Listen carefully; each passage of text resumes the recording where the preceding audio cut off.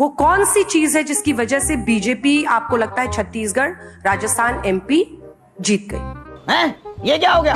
ये क्या सुन रहा हूँ मैं? बताता हूँ, पहले ये देखो। जिस तरह का मीडिया नरेंद्र मोदी जी को मिला है, बड़े किस्मत वाले हैं। अरे बाप रे, ये तो धोती खोल रहा है। कसम से कह रहा हूं, इतनी अच्छी किस्मत लेकर ये प्रधानमंत्री आए हैं। ऐसा मीडिया आप हमें 1 महीने के लिए दे दीजिए, जब बेइज्जती है। और 7 दिन के लिए ऐसी एजेंसीज दे दीजिए, ED, CBI, income tax, CAG, 7 दिन के लिए एजेंसीज और 1 महीने के लिए आज तक।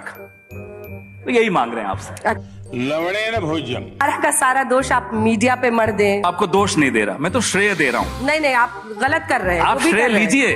क्यों ले श्रेय? आपको लपक के श्रेय ले लेना चाहिए। नहीं, प्यारी समझ गई। मेहनत आप करते हैं, सत्ता में वो आपको बैठे। ऐसा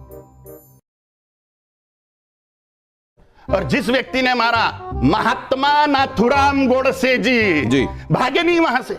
चुप कर बे कुत्ते। अभी बदत है भाई, अभी बदत है। और नाथुराम गोडसे को कभी भी देश का हीरो नहीं कहा जा सकता। देखिए, बिल्कुल भी नहीं बोला जा सकता। पहली बात तो ये कि अपने आप को महाराज बोलते हैं। महाराज मुझे किसी एंगल से लगते नहीं। आपकी जो भाषा है बहुत ही खराब है। एक महाराज की भाषा बहुत अच्छी होनी चाहिए, बहुत ठीक होनी चाहिए। ऐसी भाषा होनी चाहिए जो लोगों को सुन करके अच्छा लगे, ना कि गंदा लगे। आप गाली दे रहे हैं, बीच में ना बोल। महाराज होकर के आप गाली दे रहे हैं, और उसके बाद महात्मा गांधी जिन्होंने कुछ किया, आप वोट से सवाल कर रहे हैं। शर्म आनी चाहिए। लवणेन भोज्यम। मुझे कैसे भी करके निकाल मेरे भाई, मैं फंस गया हूँ। मैं उनका फॉलोअर होता। ये जिंदाबाद कह रहे हैं। कौन है ये लोग? मजा आया, और मैं ये जो मजा है हिंदुस्तान के हर व्यक्ति को देना चाहता हूँ। स्वरा भास्कर, देश के प्रधानमंत्री कौन सी भाषा में बोले कि आपको समझ में आएगा कि एनआरसी को लेकर अभी हिब्रू में बोले, फ्रेंच में बोले, संस्कृत में बोले, दलाल कोई और भाषा में बोले कि आप लोगों को समझ में आ जाए कि एनआरसी पर अभी किसी तरह की कोई बैठक भी नहीं हुई है, कोई ड्राफ्ट तैयार नहीं हुआ है। क्या करें प्रधानमंत्री कि आप लोगों को यकीन हो जाए? बताता हूँ, पहले ये देखो।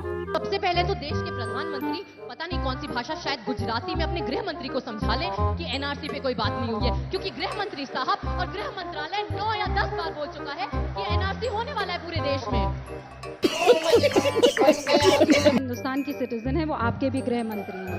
रूबिका जी, भारत एक लोकतंत्र है। बिल्कुल। अगर आपको लगता है कि हमें गृह मंत्री साहब को सीरियसली नहीं लेना चाहिए, नो प्रॉब्लम। आप ये बात सरकार से बोल दीजिए कि हमें बोल दें, हम नहीं लेंगे सीरियसली। लवणेन भोज्यम।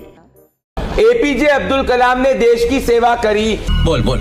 क्या वो साइंस, एजुकेशन, अंग्रेजी और बाकी तमिल भाषा पढ़े बगैर क्या वो सेवा कर पाते, या सिर्फ मदरसा में उर्दू करके देश की इतनी बड़ी सेवा कर पाते? मुझे सीधा सा जवाब दे दीजिए। अच्छा, एक नाम बता दीजिए जिसने मदरसा के अंदर सिर्फ धार्मिक एजुकेशन लेकर एपीजे अब्दुल कलाम के लेवल तक कोई समाज कर पाए। उर्दू पढ़ाओ? कौन कह रहा है कि केवल उर्दू पढ़ाओ? अरे अनुराधा बाबू भैया, जाके रेडिकल बातें करें। हमारे जो आदर्श है एपीजे अब्दुल कलाम है, इनके आदर्श जो सवाल प्रदीप भंडारी उठा रहे हैं तो हमें उठाना चाहिए। अभी मजा आएगा ना भिड़ो। अगर एपीजे अब्दुल कलाम मदरसे में पढ़कर, उर्दू पढ़कर अगर वैज्ञानिक बन सकते हैं तो इन्हें उर्दू पे ऐतराज क्यों है? दूसरी बात, जो लोग कहते हो कि कोरोना भगाने के लिए घंटी बजाओ, दिए जलाओ, वो हमें विज्ञान की शिक्षा दे रहे हैं।